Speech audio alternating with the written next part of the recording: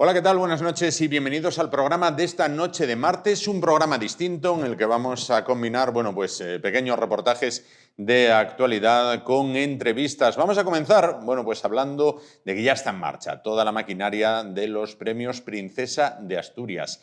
Este año no va a ser una semana de premios, sino una quincena de premios, ya que la heredera de la corona, cumple 10 años al frente de la Fundación, de la Fundación Princesa, y por eso se extiende el programa. Saben que va a ser nombrada alcaldesa honoraria de Oviedo, saben que va a recibir la medalla del Principado. Muchos premiados van a acompañarla durante esta semana, con lo cual, ya todos los actos arrancan alrededor del 14-15. Tendremos toda esa información. Después nos iremos con una entrevista sobre un tema que ha suscitado muchísima polémica, que es qué pasó en la conquista española de América. Saben que hay países, el último de ellos ha sido México, que reclama que España y su rey, Felipe VI, pidan disculpas por aquella conquista. Vamos a tratar de arrojar luz donde para algunos, sobre todo al otro lado del océano, parece que hay tinieblas. Después les invitaremos a comer, ya que hablaremos del Desarme, la gran fiesta gastronómica del otoño ovetense. También ya está en marcha, ya está todo preparado y van a ser 69 los restaurantes, 69, los restaurantes ovetenses en los cuales se podrá disfrutar de este menú, uno de los más antiguos de España. Y finalizaremos hablando de cine, porque esta casa pone en marcha esta misma semana un nuevo ciclo de películas. Lleva como protagonista a John Wayne, el absoluto rey de las películas de vaqueros, las películas del oeste, las películas que ahora se denominan western. Hablaremos con nuestra compañera Carmen Baragaño acerca de este actor y de estas películas que les ofreceremos los viernes y los domingos. Ahora, como siempre, con la cabecera, comenzamos.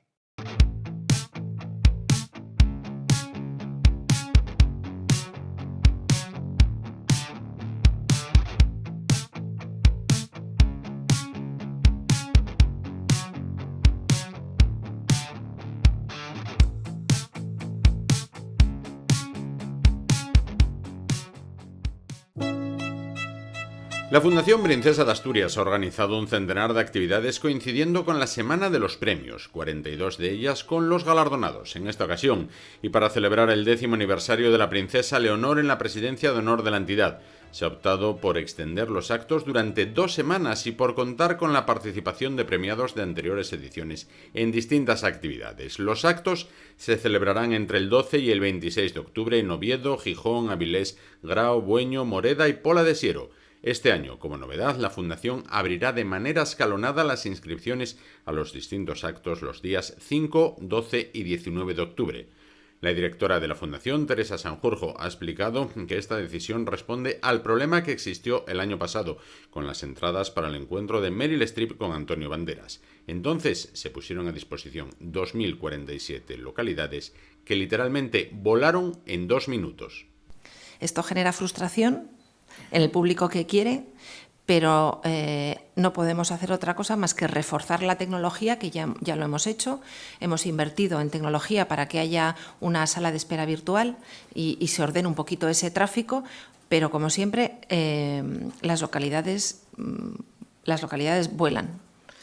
Y este año creo que va a pasar lo mismo. Estamos preparados, hay muchas personas atendiendo el teléfono, hemos enviado un correo electrónico a todos los suscriptores de nuestro boletín para que se registren, para facilitar el proceso, pero va a ocurrir, indudablemente, y prevemos mucha demanda para muchos actos.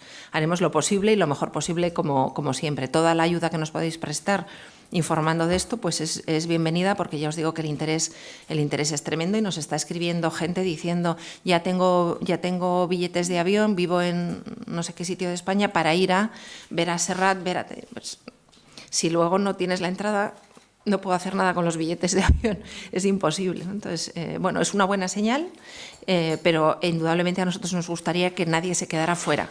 Es imposible por definición, y en nuestras manos está lo que está, no más de lo que podemos hacer.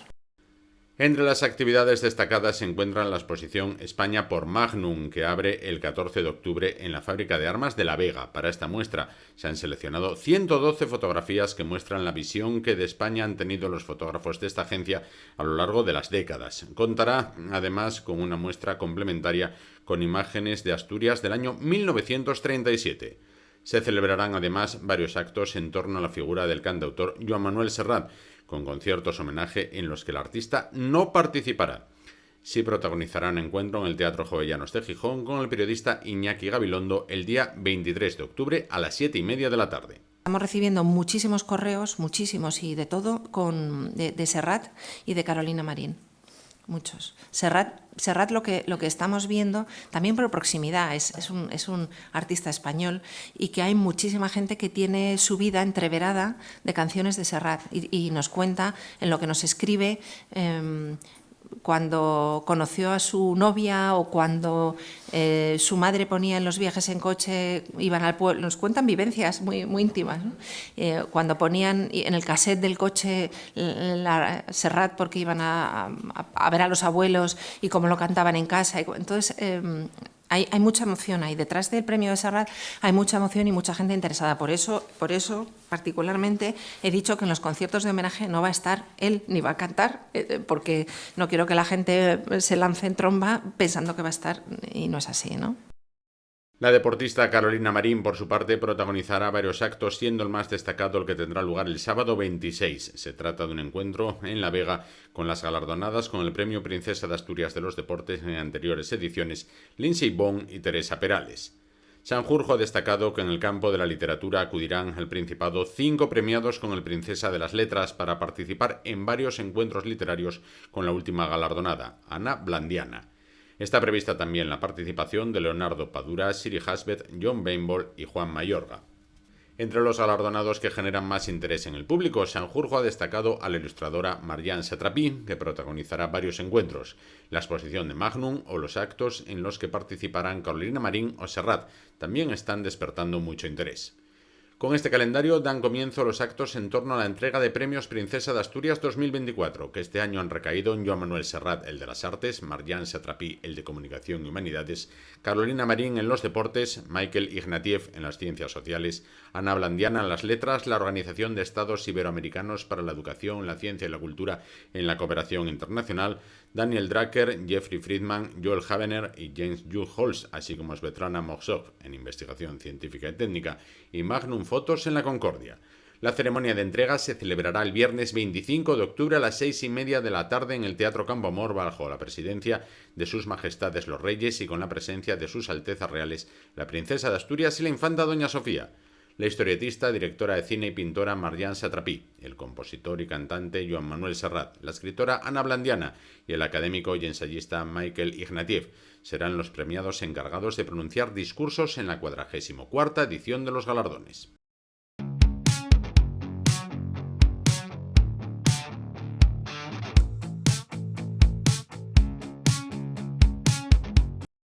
Bueno, pues comenzamos las entrevistas del programa de esta noche. Bueno, pues hablando de un tema, bueno, que aunque han pasado muchísimos años desde que se produjo el tema central del que vamos a hablar, pues cada tanto surge de nuevo y toca la actualidad. Como saben, la última o penúltima gota que va llenando el vaso, bueno, pues han sido las declaraciones de la nueva presidenta mexicana, bueno, pues criticando completamente el proceso español de la conquista de América, descubrimiento y conquista. En este caso, bueno, pues no ha sido la única líder iberoamericana que ha realizado estas declaraciones a lo largo de los años. Nos viene como anillo al dedo, nuestro siguiente invitado para hacernos eco de este tema que ya tratábamos la semana pasada.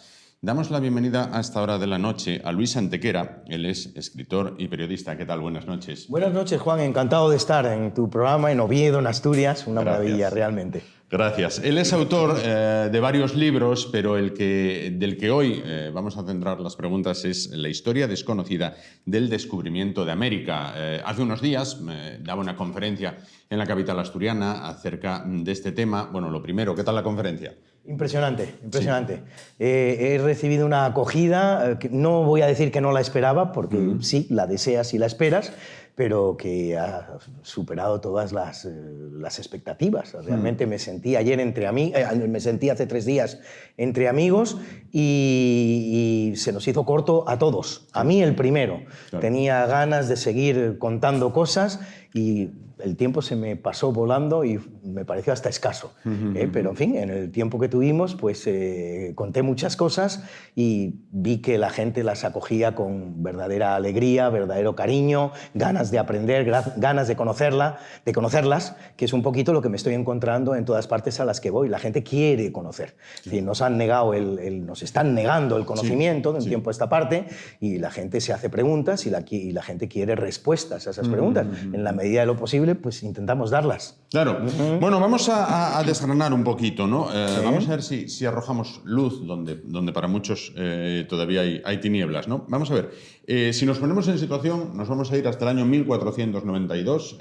Los Reyes Católicos acaban de unificar, digamos, el territorio, o están en ello, venciendo al Reino de Granada, acabando con la última presencia de los moros en España.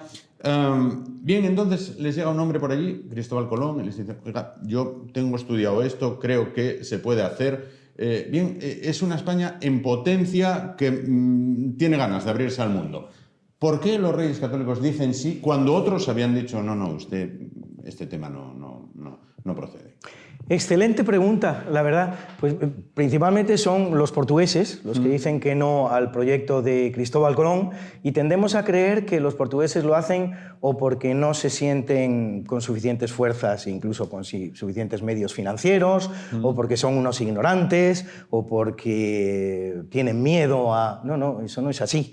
Los portugueses eran los grandes navegantes del momento, con una diferencia de 2 siglos por delante de todas las otras potencias europeas. Yo siempre digo en mis charlas que Portugal era la verdadera potencia de los siglos XIV y XV en Europa, muy por delante de Inglaterra y Francia, que estaban entretenidos en aquella guerra de los 100 años que no conducía a ningún sitio, a mamporrazo limpio, mientras que los portugueses ya se han lanzado al mar, han descubierto Madeira, han descubierto Cabo Verde, han puesto pie en las Canarias, están recorriendo toda la costa occidental africana. Es decir, si alguien tenía que decir sí a ese proyecto y estaba capacitado para hacerlo, eran precisamente los portugueses. En aquel momento la gran potencia de la península no es ni Castilla ni Aragón, es Portugal, que además lleva, como digo, un anticipo sobre el resto de las potencias de 2 siglos en lo que debe ser el auténtico camino de descubrimiento de la historia.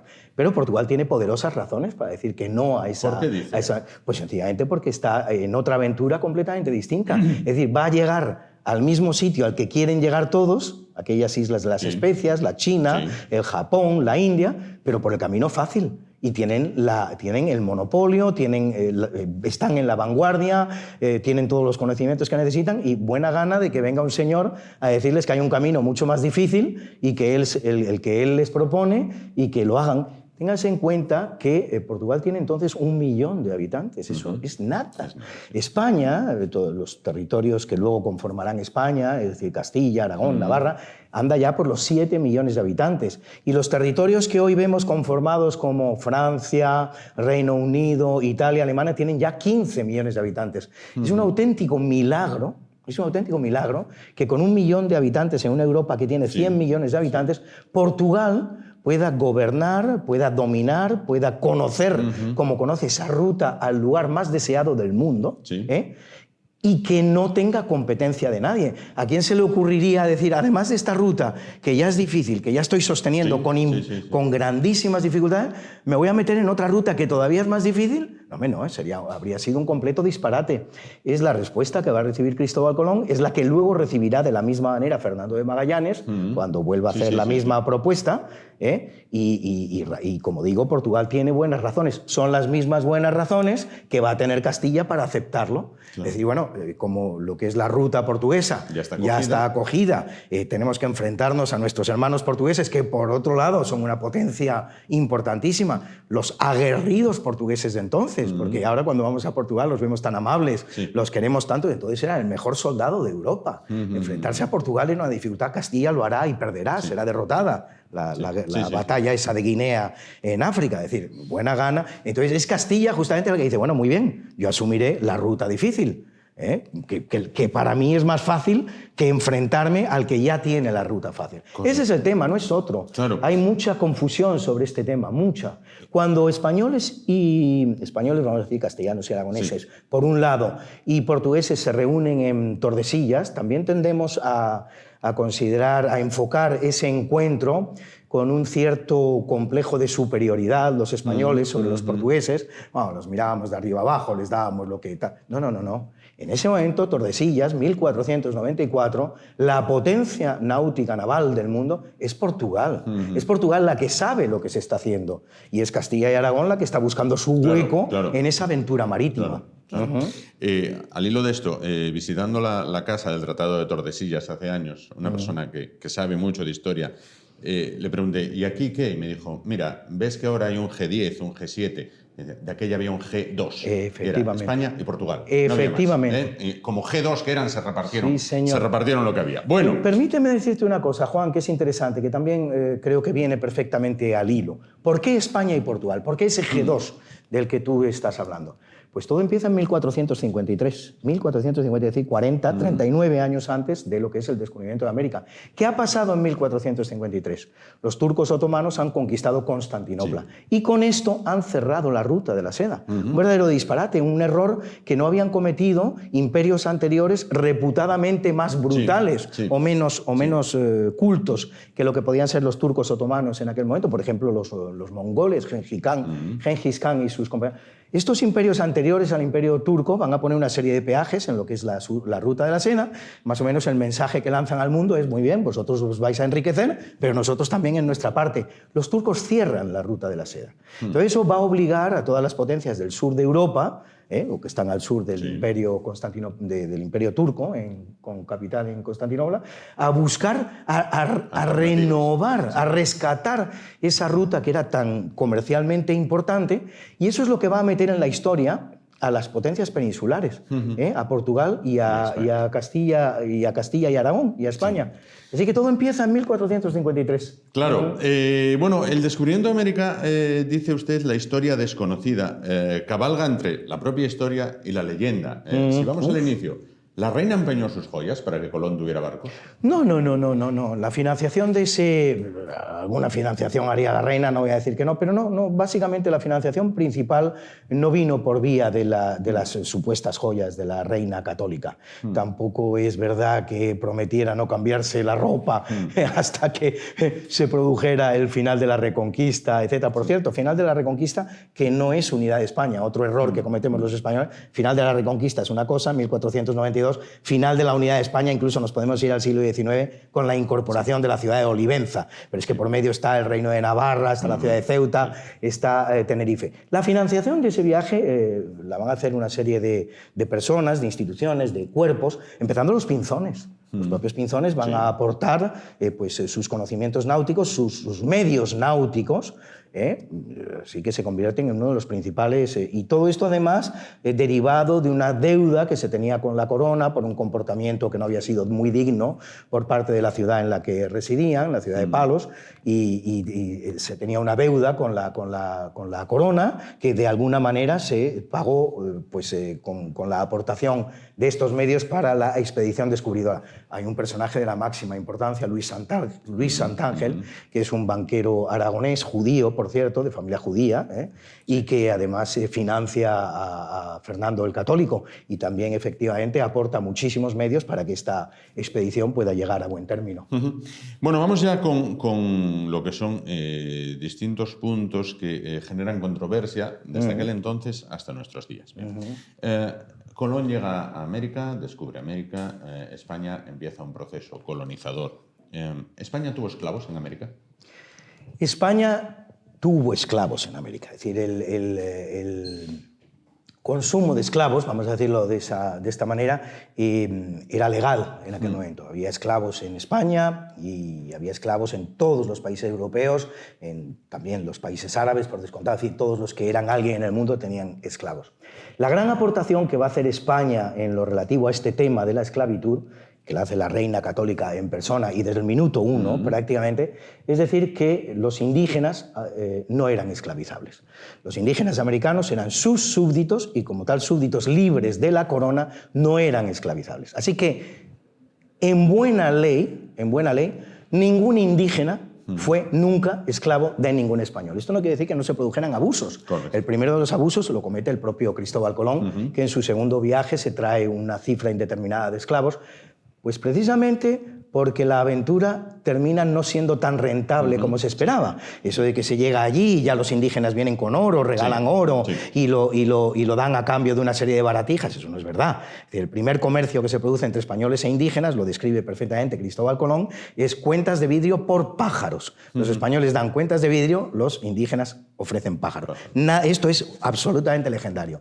Como la aventura resulta muy poco rentable, Colón se vuelve loco buscando oro. De hecho, se busca en Cuba, se busca el oro con cedazos y Colón, que era una persona cruel, establece penas muy graves a los indígenas que no consigan aportar un determinado número de pepitas a su propia persona. Como la aventura no es rentable, la rentabiliza de la manera que él conoce bien, que es la manera en la que la rentabilizaban los portugueses, la esclavitud. Segundo viaje, se trae entre 400 y 600 esclavos a Europa, los vende. La reina católica es conocedora del tema, se indigna, es el primer tema de fricción de los muchos que hubo entre la reina católica y Cristóbal Colón. Dice aquella famosa frase que más o menos te voy a describir, algo así como ¿quién es este señor para vender quienes son mis súbditos? Incluso los va a buscar, va a rescatar los pocos de ellos que encuentra, los va a rescatar de su propio pecunio y los va a mandar de nuevo a América. Es decir, desde el minuto 1, la reina católica expresa su deseo, su confianza, su absoluta intención de que los indígenas no sean esclavizables. Pero se van a consumir esclavos. Es decir, van a venir esclavos de África, de raza negra, que van a ser vendidos tanto en España como en América y se van a utilizar. Ahora bien, conviene que pongamos este comercio de carne humana, vamos a decirlo así, en su adecuado contexto. Además, estamos en situación de hacerlo porque lo conocemos muy bien. Es decir, las fuentes han llegado incólumes a nuestras épocas y conocemos muy bien en qué consistió ese mercado de carne humana que se produce entre África y América. Se puede establecer, sin temor a equivocarse, que el número de personas trasladadas desde África hasta América es de 12 millones de personas, de los cuales llegan a América 10 millones. Se viaja en un viaje letal que representaba una mortandad superior al 15% de estas personas que venían de África. De estos 12 millones de personas comerciadas entre África y América, 6 millones los van a llevar a cabo los portugueses. El tráfico de esclavo en el Atlántico es un tráfico sobre todo portugués. La mitad de los esclavos trasladados desde África hasta América los traslada Portugal. Casi 3 millones los va a trasladar Inglaterra y los otros 3 millones restantes los van a trasladar el resto de las potencias, Francia, Holanda, Dinamarca incluso, y España al final de su presencia en América, sobre todo en el siglo XIX, no antes. Esto por lo que se refiere al traslado, a la oferta de carne humana. Vamos ahora a analizar la demanda de carne humana, ¿no? De esos 10 millones de esclavos que llegan a América, España, que tiene el 90% del territorio americano, va a consumir el 10% de los esclavos. 10% de los esclavos negros consumidos por la potencia que dominaba el 90% del territorio. La cifra es al revés. El resto de las potencias presentes en América, que solo dominan el 10% del territorio, van a consumir el 90% de los esclavos negros. Hay un caso, y con esto si quieres termino, sumamente revelador, que es el caso jamaicano. 1635, después de varios intentos, tanto como 5 o 6 intentos, Inglaterra consigue arrebatarle la isla de Jamaica a España. Es una isla poco poblada. Bien, los españoles evidentemente tienen que abandonar Jamaica. ¿Qué hacen los indígenas? ¿Se quedan en Jamaica? No, se van en los barcos españoles. Los barcos españoles se llevan a españoles y a indígenas jamaicanos. La isla queda vacía y se repuebla entera por los ingleses con esclavos negros para el monocultivo del azúcar. Este ejemplo es sumamente revelador de lo que fue la presencia de las distintas potencias en los territorios americanos. Cuando hablamos de la figura de los conquistadores, bueno, pues sobresalen dos por encima de los demás, son Cortés y Pizarro, considerados como héroes en España durante mucho tiempo, pero en los países iberoamericanos actuales, para muchos es bueno, pues prácticamente nombrar al demonio. ¿Exterminaron los españoles cuánta población por allí encontraron? No, para nada, para nada. La conquista militar española en América, desde el punto de vista militar, estamos hablando de un conflicto, dos potencias que se enfrentan, no vamos a hablar de otra cosa. Desde el punto de vista militar fue una conquista sumamente limpia. Es decir, se hizo en términos de economía militar, produciendo las menores víctimas posibles. Fueron batallas muy limpias, que en unos casos vencían los españoles, en otros vencían los indígenas. No se tomaron grandes represalias en ningún caso. Antes, al contrario, se buscaba preservar la población, porque se contaba con la población. Se esperaba colaborar con esas poblaciones preexistentes en América para llevar a cabo un determinado proyecto. Proyecto que podemos resumir en el deseo que tenía España de replicarse en América. Es decir, España no estableció colonias en América, no estableció centros de explotación de riquezas. Lo que quería España es replicarse, crear ciudades como las que había en España, crearlas en América. Hablar, bueno, de este tema de la lengua, si quieres, también podemos hablar, pero de alguna manera, pues hablar algún lenguaje que nos sirviera para conectarnos con los indígenas. Convertirlos al catolicismo. Ese fue indiscutiblemente el gran propósito de España en todo momento en América. Es decir, darles lo que España consideraba que tenía mejor. Hoy día podemos decir que lo mejor que tenemos nuestras civilizaciones es la democracia, por ejemplo, y la intentamos difundir, divulgar en todos los territorios del mundo. Entonces, ese concepto que los españoles tenían por mejor era el de la religión cristiana. Y por esa razón la querían compartir con aquellos indígenas. Claro. Ese es en todo momento el proyecto que tiene España. Por lo tanto, el proceso de conquista fue un proceso muy limpio, que produjo pocas víctimas. Eso no quiere decir que no se produjera una catástrofe demográfica, podemos definirla así, en América, que vino por otras vías, sobradamente conocidas. Como la gripe.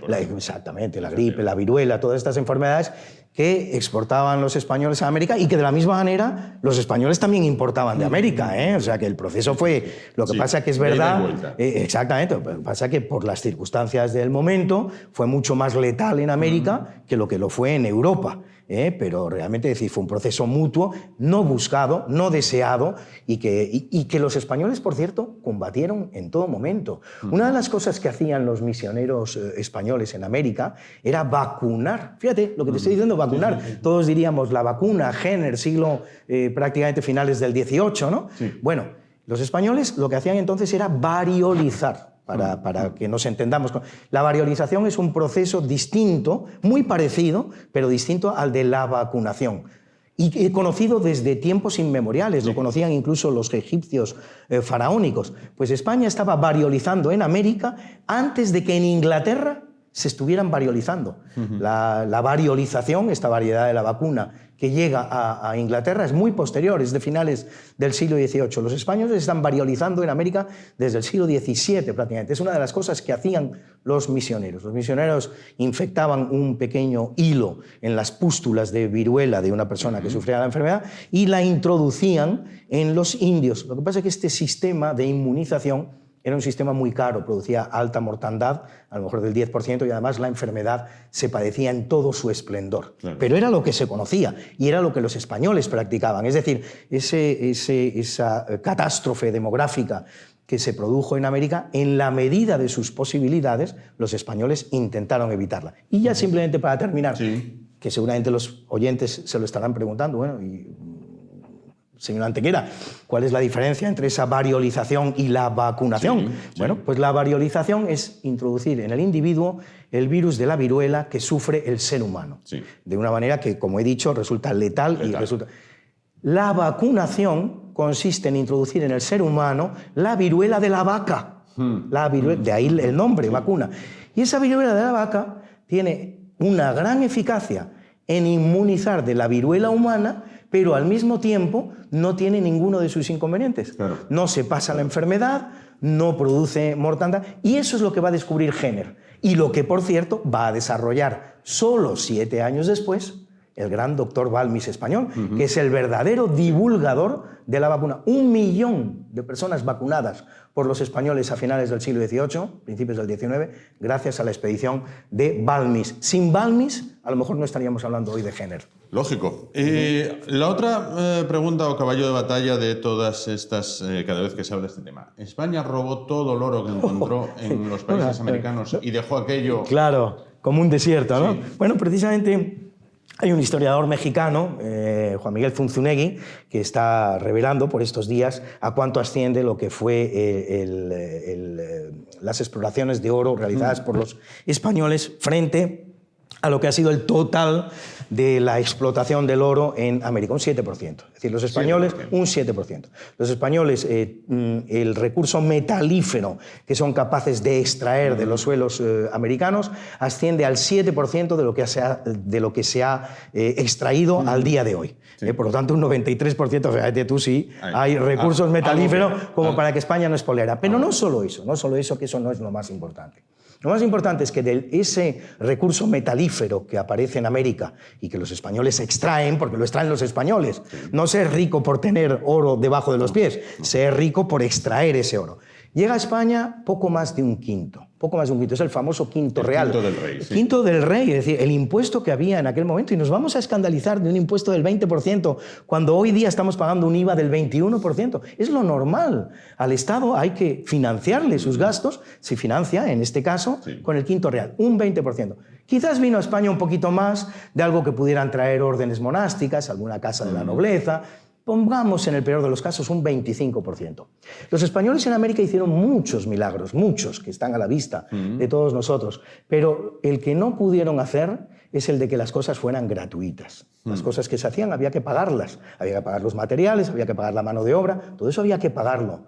Se hicieron 700 ciudades, se hicieron puertos, se hicieron caminos, miles de kilómetros de caminos, puertos, barcos, se hicieron catedrales, iglesias, hospitales, universidades,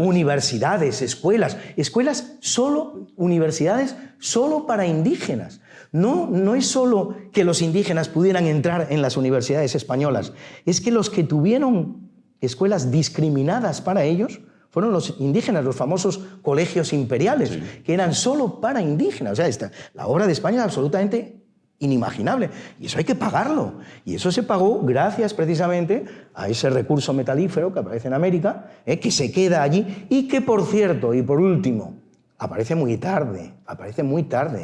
Tendemos a creer, ya lo he dicho, que desde el primer momento empiezan a llegar aquí cantidades ingentes de oro, plata. No. Realmente hasta el año 1545, medio siglo después del descubrimiento, incluso más, hasta ese año la conquista española no es rentable. Lo que ha aparecido en Europa no sirve para pagar el esfuerzo que está haciendo España en América. 1545 sí, porque ahí aparece el yacimiento del Potosí, que según algunos historiadores, yo creo que de manera exagerada, pero el dato lo voy a dar, proveyó el 70% de la plata que circulaba en aquel momento en el mundo y que sirvió para hacer posible ese proceso mágico que abrieron los españoles, que no es otro que el de la primera globalización. Es decir, la primera vez en la historia de la humanidad que los productos asiáticos son comerciables en América y en Europa, los productos americanos en Asia y en Europa, y los productos europeos en América y en Asia. Efectivamente. Bueno, entonces, estos dos temas, la matanza indiscriminada de indígenas, el oro robado a manos llenas y la población esclavizada, son tres temas sobre los que pivota la leyenda negra. La leyenda negra, y con ella numerosas demandas que se realizan hoy por Venezuela, mañana por México, pasado por Argentina, luego vendrá Perú, después, es decir, se va sucediendo todo esto. Y en España. Y en España. Y no lo olvidemos, en la propia España. Esto es, y que se me permita la expresión, el comodín del público de los gobiernos de estos países cada vez que algo va mal. Efectivamente, es todos los comodines, no es el comodín. Es absurdo. Para empezar, siempre lo digo, es una declaración de intenciones muy insana. Si la gente supiera leer, se daría cuenta inmediatamente. Esta señora Sheinbaum y López Obrador antes y tantos antes, el mensaje que están mandando a su pueblo es definitivamente: yo no soy responsable de nada. Es decir, yo estoy aquí, no se sabe. Exactamente, esto lo han destrozado los españoles hace 500 años y nada de lo que yo haga va a servir para nada. Es casi decirles: no sé para qué me votaron ustedes, si esto no tiene solución. Eso para empezar. Estamos hablando de una catástrofe, o sea, ellos se refieren a unos hechos que ocurrieron hace 200 años y 500 años. Yo, en este sentido, me limito a superponer dos fotografías, la del Berlín de 1945 y la del México de 1945. Ni siquiera me voy a la conquista española, me quedo mucho más acá. Me quedo en 1945. Miro una ciudad y miro otra. Y ahora la vuelvo a mirar en el año 2024. ¿Dónde está uno y dónde está otro? Es decir, cada generación tiene que ganarse su prosperidad. No vale aducir a la responsabilidad de personas que vivieron hace 300, hace 400 años. Pero es que además, por esta regla de tres, lo que se está diciendo con tanta frecuencia y muy bien dicho en tantos medios, bueno, pues vamos a pedirnos todos responsabilidades. Es decir, vamos a pedir responsabilidad. Los españoles se lo vamos a pedir a los romanos, a los fenicios, a los árabes, y cada uno sabrá a quién le tiene que pedir su responsabilidad. Es un completo disparate, absoluto y total. Pero además, por si todo esto fuera poco, lo que deja España en América es una América muy próspera. Otro gran historiador del nuevo hispanismo, yo lo llamo así, que están aportando tantos argumentos en este momento, Rafael Aita, peruano, ha conseguido demostrar que hasta el año 1820, que se produce la independencia del Perú, el Perú tenía un PIB, un Producto Interior Bruto, que era el doble del Reino Unido, el doble. Y es justamente en el año 1820 en que se produce esa independencia, en que esas dos líneas se entrecruzan y empiezan a tener justamente la dirección contraria, y supera el PIB del Reino Unido en tanto al PIB del Perú. Es decir, España en América dejó un Humboldt, uno de los grandes analistas de lo que es la obra española en América, que no es precisamente pro-español. No. Humboldt no lo es, pero sin embargo se ve obligado a hacer determinadas afirmaciones, entre las cuales dice que está viendo los territorios donde las personas son más felices en todo el mundo. Reconoce que los mineros peruanos están ganando 6 veces lo que están ganando los mineros alemanes. Es decir, se crea la Pax Hispánica. Ese es otro tema que hay que también considerar. Es decir, España consigue establecer en América, de una manera más o menos perfecta, con sus imperfecciones que las hay, pero todo un proceso de Pax Hispánica que va a durar 250 años. Las guerras que España libraba en Europa, en la medida de sus posibilidades, a veces se veía obligada, se las evitaba a sus ciudadanos americanos. Los tratados que firman España y Portugal, muchos de ellos contienen una cláusula entre ellos dos, un compromiso entre las dos potencias en no llevar nunca su conflicto a América, en reducirlo a lo que son los territorios europeos.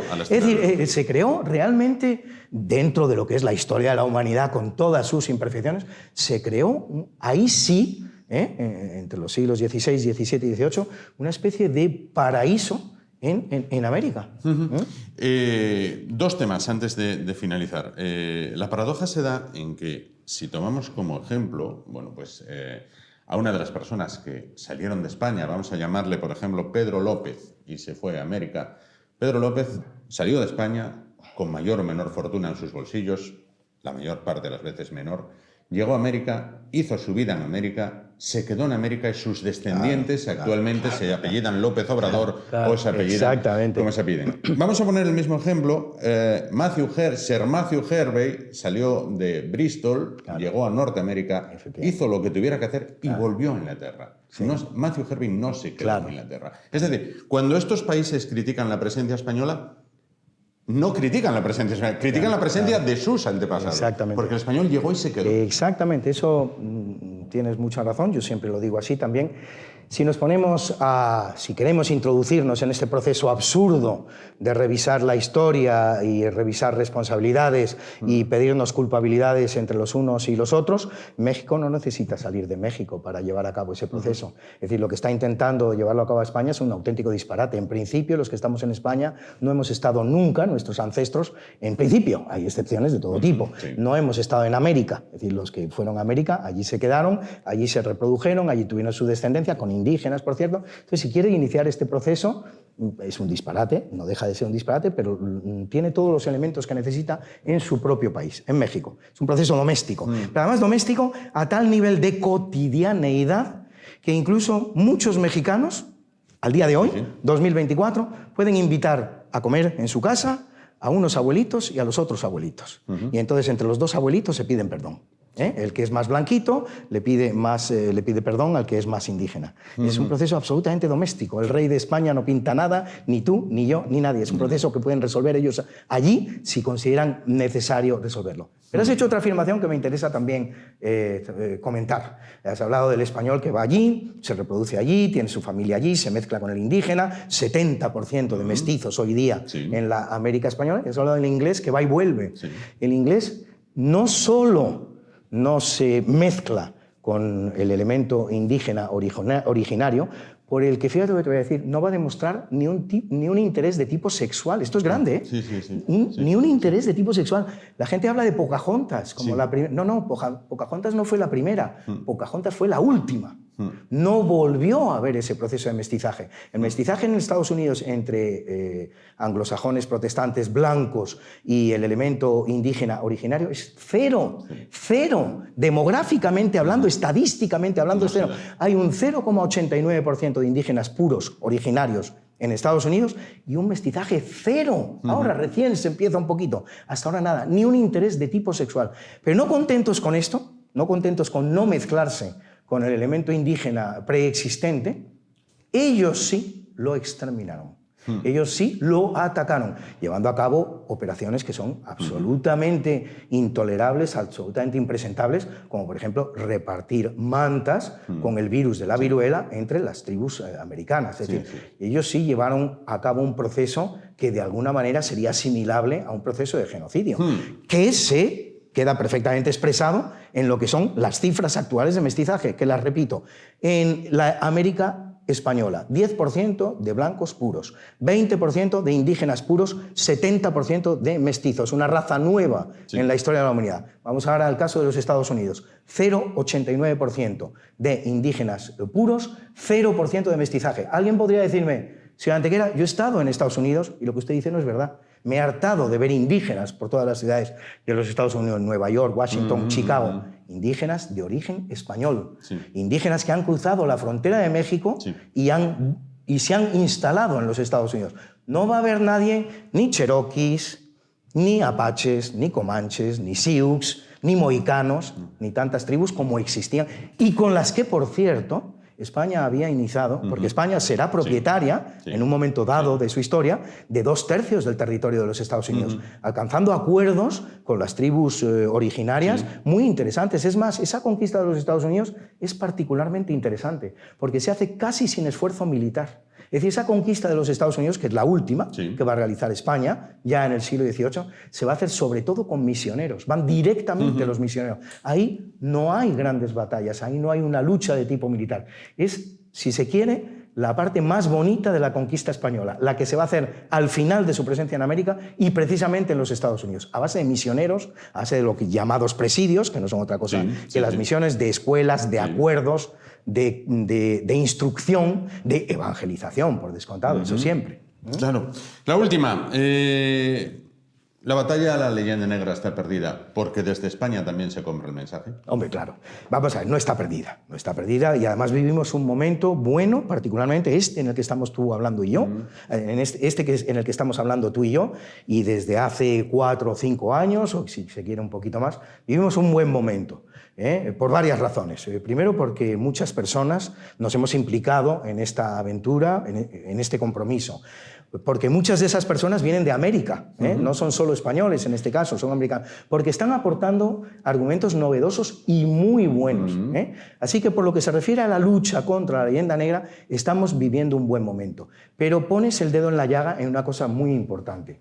Leyenda negra la tienen todas las potencias de la historia, es decir, en cuanto a alguien... Pero es que incluso en el seno de una misma familia, una familia donde hay 6 hermanos y uno prospera más que los demás, los otros se dedican a crearle una leyenda negra. Es un instinto natural en el ser humano. No es grave, es lo que cabe esperar, es lo que tiene que esperar de una manera necesaria toda aquella potencia que aspire a ser tal. Al día de hoy estamos viendo cómo nacen, crecen, se desarrollan una leyenda negra anti-yanqui, una leyenda negra antirrusa, una leyenda negra anti-israelí. Todos aquellos que asoman la cabeza, que de alguna manera dominan, tienen su propia leyenda negra. Si algo hace grave la leyenda negra española es precisamente que los españoles, Nos la hemos creído. Y cuando hablo de los españoles, hablo de todos los españoles. No de los españoles peninsulares o europeos. Hablo de los españoles que estamos aquí en Europa, pero hablo también de los españoles, de una manera muy amplia, que están en América, de los españoles que están en Filipinas, de los españoles que están en los 5 continentes. Porque el Imperio Español, España, en los siglos XVI, XVII y XVIII, fue una realidad de tipo pentacontinental. España estaba presente en todo el mundo, en todos los continentes. Y todos nos lo hemos creído. Y eso es dramático, y eso es lo que está dando lugar a estas expresiones que vemos ocurrir en estos tiempos, como últimamente la de la presidenta mexicana, la señora Sheinbaum.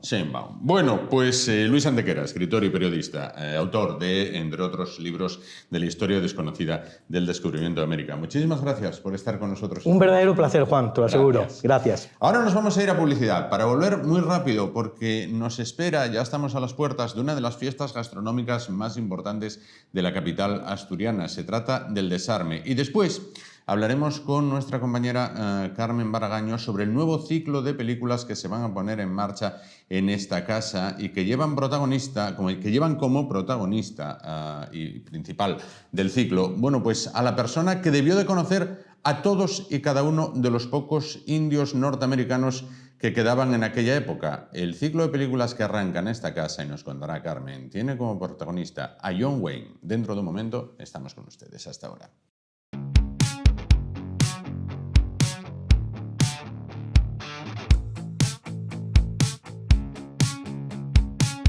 Poco podían imaginar carlistas e isabelinos que lo que terminó como una batalla incruenta iba a ser cientos de años más tarde una fiesta gastronómica que no tiene límites y que ha pasado de celebrarse un día a 10. Y es que el Desarme es la gran fiesta gastronómica del otoño obetense y asturiano. Los garbanzos con bacalao y espinacas, los callos y el arroz con leche viven su momento más espléndido, más este año con la capitalidad española de la gastronomía en Oviedo. Inicio el maratón de comer el Desarme hoy aquí, el 9 en Madrid, el día 26 en Oviedo otra vez y alguno acabará por el medio. Entonces quiero deciros que acabo de Desarme, pero bien. Yo creo que son unas jornadas gastronómicas que están cogiendo una fuerza impresionante a nivel nacional. Y apoyar y no sé, y admirar a la cofradía, con Miguel Ángel de Dios al frente, por la enorme labor que están haciendo en esa promoción. Yo creo que la gastronomía de Oviedo está a la cabeza de muchas gastronomías, por ahora fuimos capital gastronómica este año, y esto colabora de forma muy importante a ese concepto de ciudad que yo quiero. Entonces, agradecerles de verdad lo que están haciendo. Tienen todo mi apoyo, lo saben ellos además. Estamos montando un acto muy bonito en Madrid. Además vamos a las Torres de Madrid, que ya no es las Torres de Madrid, a un hotel de Amancio López, un gran amigo mío.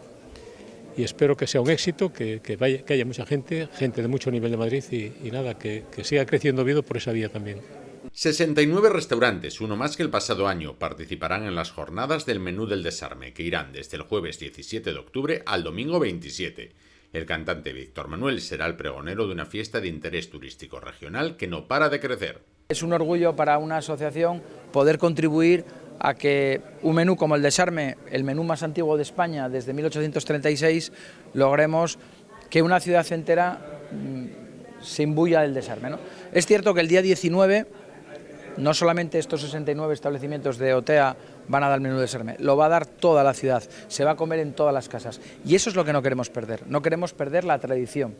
Hoy por la mañana lo decía a los medios de comunicación, os lo decía a vosotros, Asturias tiene que ser rural y auténtica. Y dentro del autenticismo es esto. El menú del Desarme es auténtico, es asturiano, es obetense. Es el menú más antiguo de España y tenemos que protegerlo. No solamente tenemos que hacerlo y hacerlo bien y que los turistas vengan y lo pasen bien, tenemos que hacer también muchas actividades. Además, habrá recreaciones de las batallas y los campamentos militares, vestimentas de la época, concursos de poesía, dibujo infantil. 4 hoteles ofrecerán una escapada especial del Desarme y para abrir boca habrá los tradicionales bocados del cofrade. ¿Te lo vas a perder?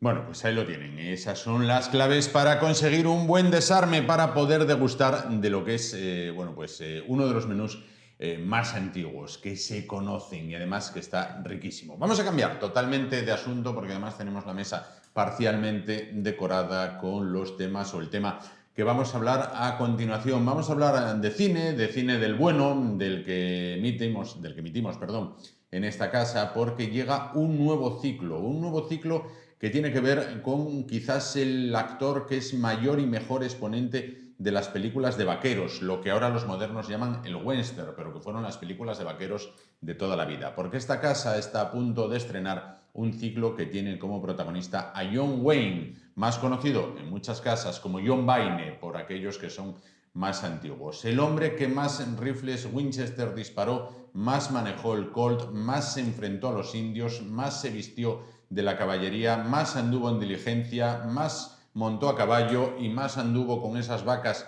de Estados Unidos que no dan leche pero dan carne, cruzando el río Rojo, el río Bravo, el río Amarillo, bueno, no, el río Amarillo no, que queda en China. Cruzó muchísimos ríos de Estados Unidos para atrás, para adelante y para atrás. ¿Quién sabe todas las andanzas de John Wayne por el oeste y por donde no fue el oeste? ¿Quién sabe todo acerca de este actor y de este ciclo? Pues la persona que más sabe de cine de todas las que conocemos, que es nuestra compañera Carmen Baragaño. Carmen, buenas noches. Buenas noches. Te veo ahí muy ataviada, muy Hombre. bien, muy bien. Lo primero, ¿eres mucho del desarme, de comer el desarme estos días? ¿Sí, no, no sabe? Yo todo lo que sea gastronomía del norte me encanta. Sí, más de los garbanzos con bacalao y espinacas, más de los callos, más del arroz con leche o de todo junto. Yo admito que el dulce me puede, así que Sí. el arroz con leche para mí es el rey. Pero Ahí todo está. está bueno. Ahí estamos, todo está bueno, sin duda. Bueno, vamos a hablar de cine, vamos a hablar de ese ciclo que va a poner en marcha esta casa. ¿Qué nos vamos a encontrar en este ciclo de películas que tienen como protagonista a John Wayne / John Wayne? Pues tenemos un total de 16 películas. 16. 16 películas 16. que engloban un poco lo que es toda la carrera de John Wayne, ¿no? Comenzamos con La Diligencia, Buenísimo. que es la primera gran película de John Wayne de 1939, y nos vamos al final del ciclo a Río Lobo de 1970. Por lo tanto, tienes ahí varias décadas, ¿no? de lo que fue la edad dorada de John Wayne. Entonces, como decía, empezamos con La Diligencia, continuamos con Fort Apache, Río Rojo, Río Grande, Sí. El hombre tranquilo, Centauros del desierto, Muy buena. Escrito bajo el sol, Río Bravo, Misión de audaces, Hatari, que es igual de una temática un poco más diferente a lo que estamos acostumbrados a ver en películas de John Wayne, El hombre que mató a Liberty Balance, Los cuatro hijos de Katie Elder, El Dorado, Valor de ley y Chisum, y como habíamos dicho al principio, finalizamos con Río Lobo. Entonces, bueno, como puedes ver, son bastantes películas dirigidas por John Ford, otras tantas dirigidas por Howard Hawks, que eran como los dos directores principales de John Wayne. Y luego tenemos pues un par de películas de Henry Hathaway, que son, bueno, una de ellas es por la que ganó el Oscar, pero bueno, de eso ya hablaremos más adelante. Sí. Y la verdad es que es un ciclo muy completo con películas que fueron, digamos, haciendo el nombre de John Wayne y de temáticas un poco variadas. Claramente la temática que más predomina es la del western, pero porque era casi el estilo en el que más se empleó John Wayne, pero también tenemos algo de cine bélico y luego un poco cine de safaris, como puede ser Hatari. Bueno, ahí estamos. Y sin olvidar Un hombre tranquilo, en este caso, Por que supuesto. veíamos antes un fragmento, ¿no? Bueno, estamos ante el rey de las películas del oeste. Aquí pasa una cosa, vamos a ver. Los que tengan una edad van a entender esto. Antes, cuando yo era niño, las películas de Star Wars eran la guerra de las galaxias. Pasaron a ser Star Wars. Bueno, con los jóvenes pasa un poco esto. Lo que fueron películas de vaqueros, toda la vida, ahora pasaron a ser el western. Vale. ¿Estamos ante el rey de las películas de vaqueros? Casi podríamos decir que estamos ante el rey de la gran pantalla. No es que ese título fuese el suyo, de hecho el rey se le llamaba a Clark Gable, pero durante una época fue el rey absoluto del cine. Era el actor más Icónico. querido por los espectadores y sin duda alguna era un poco la referencia de cómo debía de ser el hombre americano. Pero sin duda alguna sí, era el rey del género del oeste, podemos llamarlo en español, pero se disputaba el título con Gary Cooper durante bastantes años.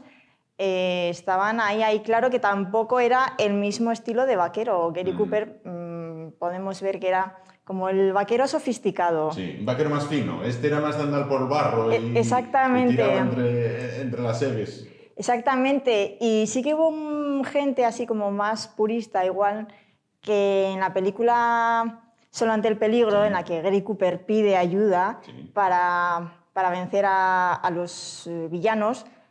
Eso John Wayne no lo haría. John Wayne puede él solo con todos los que le vengan encima. Entonces, claro, John Wayne representaba un poco ese ideal de que el americano puede él solo con todos y que no necesita ayuda de nadie.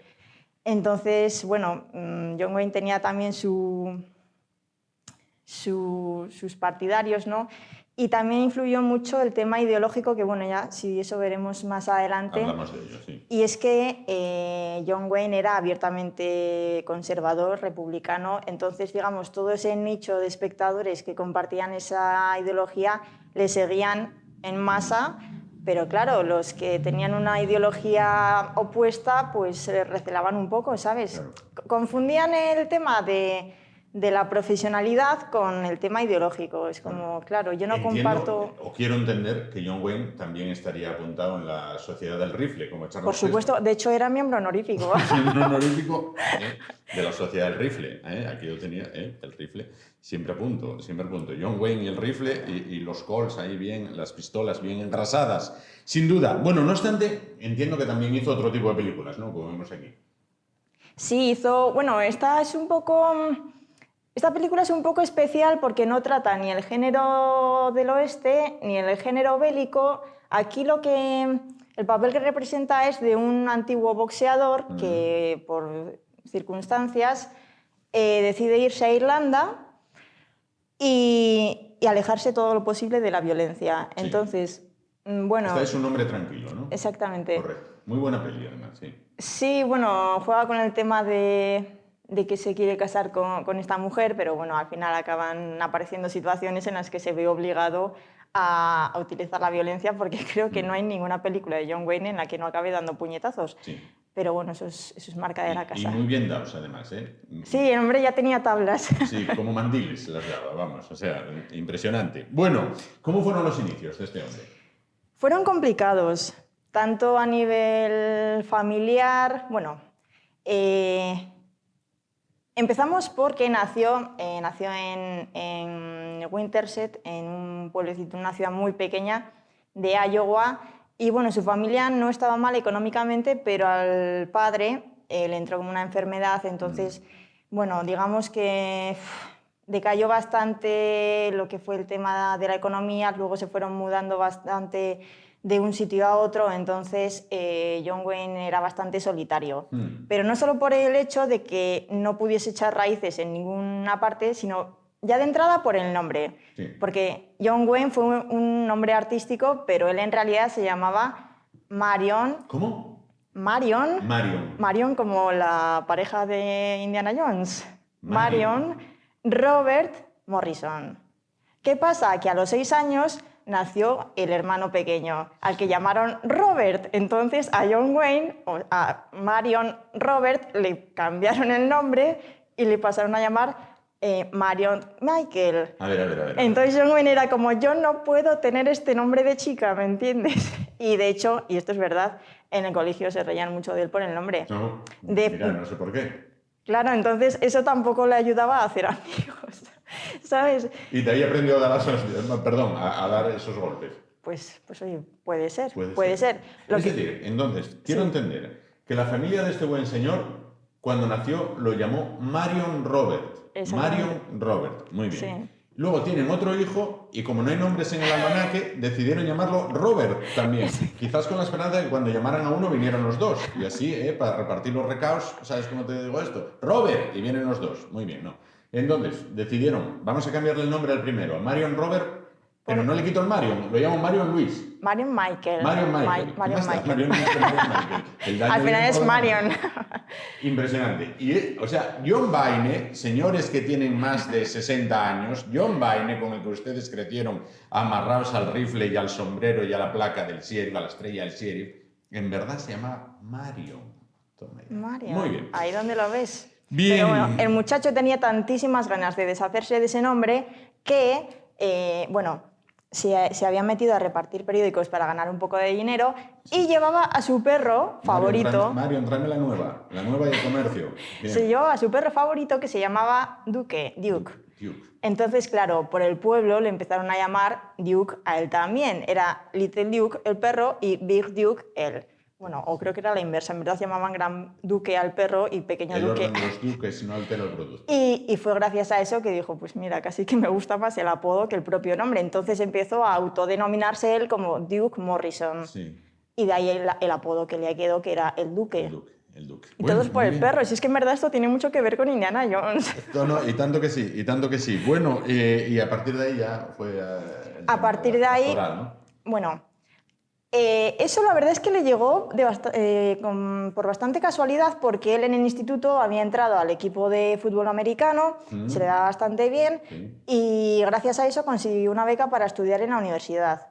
Lo que pasa que luego debido a una lesión lo tuvo que dejar, le quitaron la beca, perdió la universidad y entonces dijo me voy a dedicar al cine. ¿Pero por qué dijo me voy a dedicar al cine? Porque cuando estaba en el equipo de fútbol americano, John Ford necesitaba jugadores de fútbol americano para alguno de sus rodajes. Sí. Entonces, claro, ahí John Wayne fue cuando tuvo el primer contacto, Duke Morrison tuvo el primer contacto con las películas y dijo, oye, pues esto me gusta, porque de aquellas, aunque al principio era así bastante escuálido, en aquel momento ya medía casi 1,90, ya tenía un porte y se veía guapo y dijo, bueno, pues voy a lucirme. Tenía planta. Y entonces cuando perdió la beca para la universidad, pues ya fue a los estudios cinematográficos a ver si le podían dar algún papel.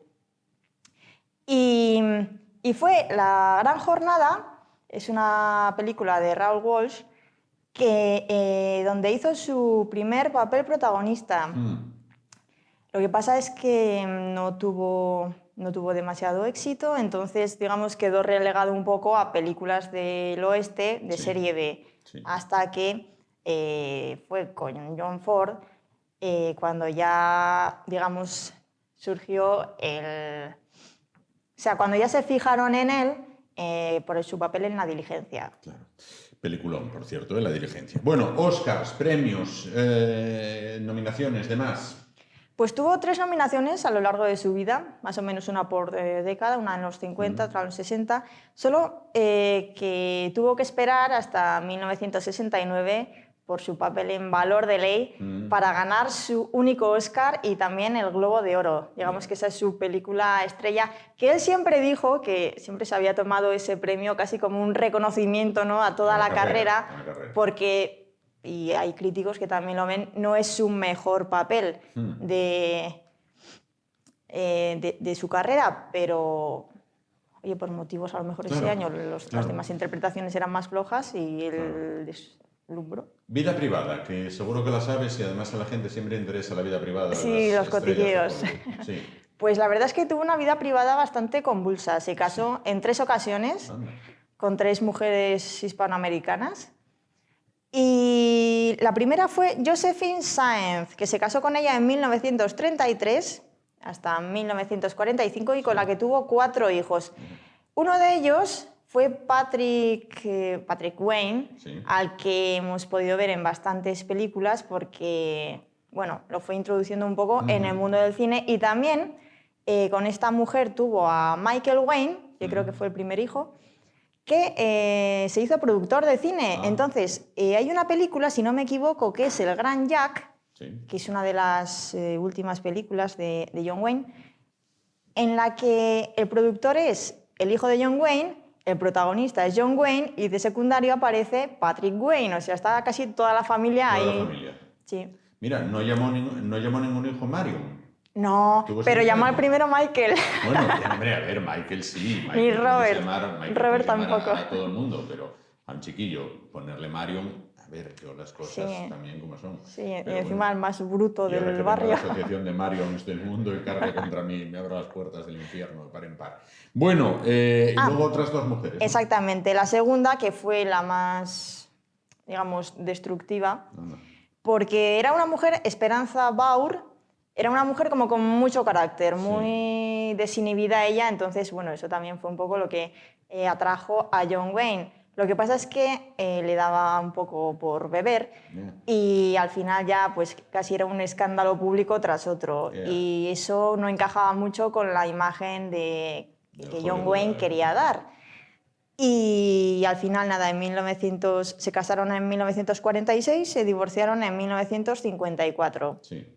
Y en ese año, John Wayne se casa ya con su última mujer, Pilar Pallet, con la que tuvo otros 3 hijos y con ella duró hasta su muerte en 1979. Bueno. Y ya fue un poco más estable todo, más tranquilo. Y la pregunta que se harán los más cinéfilos es, ¿y no se casó nunca ni anduvo con Maureen O'Hara? No, con quien anduvo fue con Marlene Dietrich. Mira tú, reina del... A ver, sin duda, sin duda. Porque... ¿Sabes qué pasa? Que durante... No lo sé, por eso lo pregunto. Durante la Segunda Guerra Mundial, Sí. eso sirvió a John Wayne para subir a estatus casi de leyenda, porque ahí aprovechó claramente hacer papeles bélicos, no un poco propagandísticos, animando a las tropas y a los americanos. Sí.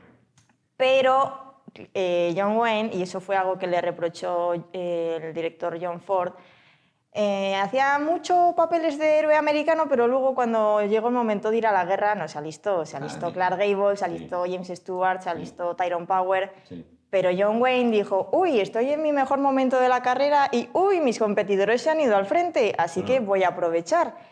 Y no fue al frente y eso hubo gente que no le pareció demasiado bien. Entonces, claro, ahí su popularidad pues subió como la espuma por parte de los espectadores. Claro. Era el actor más querido, más taquillero. De hecho, fue el actor más taquillero durante bastantes años. ¿Qué pasó con Maureen O'Hara? Bueno... Que nos vamos ahí, ya fuimos a la guerra y ya volvimos y no sabemos qué pasó con esta mujer. Con Maureen O'Hara coincidió en 5 películas. Sí. Desde 1952... No, desde 1950, que coincidieron, los juntaron por primera vez en Río Grande, se hicieron muy amigos, siempre, pero nunca hubo lío sentimental. Eran casi... Actualmente podríamos compararlos con Leonardo DiCaprio y Kate Winslet, ¿sabes? Después de ser casi una de las parejas cinematográficas más queridas, porque estos dos en pantalla era lo que el público quería ver, pero en la vida real eran muy amigos. Muy curiosa ella. De hecho, hay fotos de ellos dos paseando con sus respectivos hijos por ahí, por donde fuese, pero nunca llegaron a nada más. Bueno, este hombre en verdad iba encadenando matrimonio tras matrimonio y esos romances sólidos que se le conociesen más allá, pues el de Marlene Dietrich durante la Segunda Guerra Mundial. Marlene Dietrich, sin y duda. eso sí, fíjate que cuando murió... Iba a decir Marlon Brando. Cuando murió John Wayne en 1979, fue Maureen O'Hara quien pidió al Congreso estadounidense que le hicieran un poco, no le dieran la medalla honorífica a John Wayne. ¿Y se la dieron? Se la dieron. Muy bien, muy bien hecho, muy bien hecho. Bueno, volvemos al ciclo. Carmen, ¿qué singularidad puede tener, más allá de ver a uno de los grandísimos de la pantalla y con el que crecimos muchos? Bueno, da la casualidad de que uno de los muchos ríos que protagonizó John Wayne es Río Bravo, dirigida por Howard Hawks, coprotagonizada por Dean Martin, Ricky Nelson y Angie Dickinson, yo creo que fue uno de sus primeros papeles.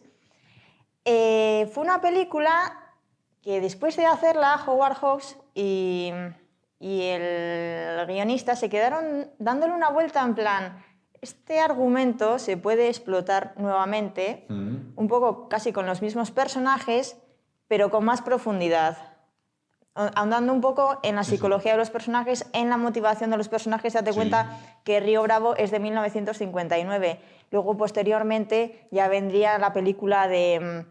El hombre que mató a Liberty Balance, El rostro impenetrable de Marlon Brando, en fin, que ya se iba acercando un poco este género a su época, digamos, más crepuscular, ¿no? Más donde el sheriff ya no era el bueno simplemente porque tenía que ser bueno, sino porque tenía una motivación más allá.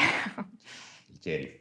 Y entonces Howard Hawks le quiso dar una vuelta a Río Bravo e hizo en 1966 El Dorado, con Robert Mitchum, que está magnífico, y un muy jovencísimo James Caan en uno de sus primeros papeles, que los espectadores lo pueden conocer por haber hecho de Santino Corleone en El Padrino, ¿no? Quizás una de sus películas así más destacadas. Pero la verdad es que son dos peliculones. No, sin duda. Valor de Ley también tiene un remake, ¿no? Sí, pero ese ya no es del mismo director. Esa es, digamos, la curiosidad de Río Bravo. Valor de Ley, efectivamente, es una de las varias adaptaciones que hay de la novela. La de John Wayne la hizo el director Henry Hathaway en 1969 y tenemos en 2010 una nueva versión hecha por los hermanos Coen y está protagonizada por Jeff Bridges. Siempre se me traba ese apellido. Bridges, mira, di conmigo. Bridges. Muy bien. Haciendo el papel de John Wayne, y a Matt Damon haciendo el papel que hacía Glenn Campbell en la versión del 69. No me hables nada de Matt Damon, que últimamente vi la película de Infiltrados y...